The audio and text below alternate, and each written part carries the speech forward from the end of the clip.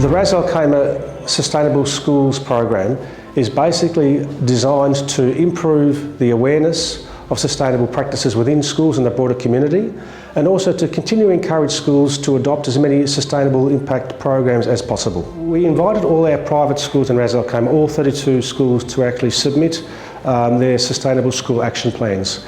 And what we were really impressed with was the fact that already 28 of the 32 have identified within their school community what practices they want to become more sustainable. They've identified their baseline metrics and they've set three-year targets in order to improve and reduce their carbon footprint.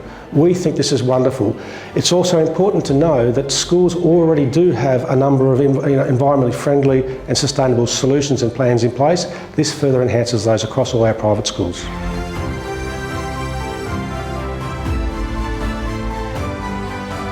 We believe that these sustainable action plans for schools is a real platform for students to become more environmentally conscious, to actually start to think more about the environment and for themselves, their school, their family, the community to become more sustainable.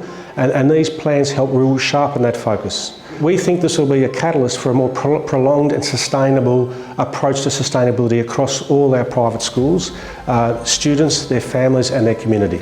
Apart from the school sustainable action plans, there's two other initiatives that I'd like to mention. The first of which we're working closely with the Ras Al Khaimah Environmental Protection Development Authority, EPDA, for the 6th International Conference on Global Warming. And within that conference, we're actually, we have a number of schools. We had over 30 students who have already submitted their expressions of interest to present at that conference, so we think that's a wonderful initiative.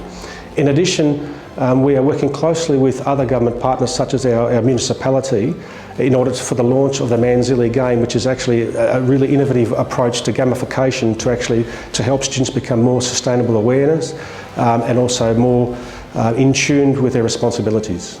So firstly, the Manzili game, which is free for anybody to play, has been developed purely by volunteer efforts. So it's got community buy-in to start with. In addition, it's gamification. So it involves a family buying a home and then going from room to room in order to identify sustainable best practices, energy conservation, and it's a fun game. And I encourage people to try the game.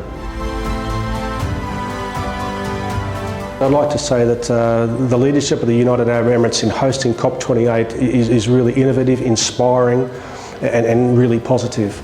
I believe that this is also a further catalyst for all schools across the country to actually think more about sustainable practices, not just now but for the long term.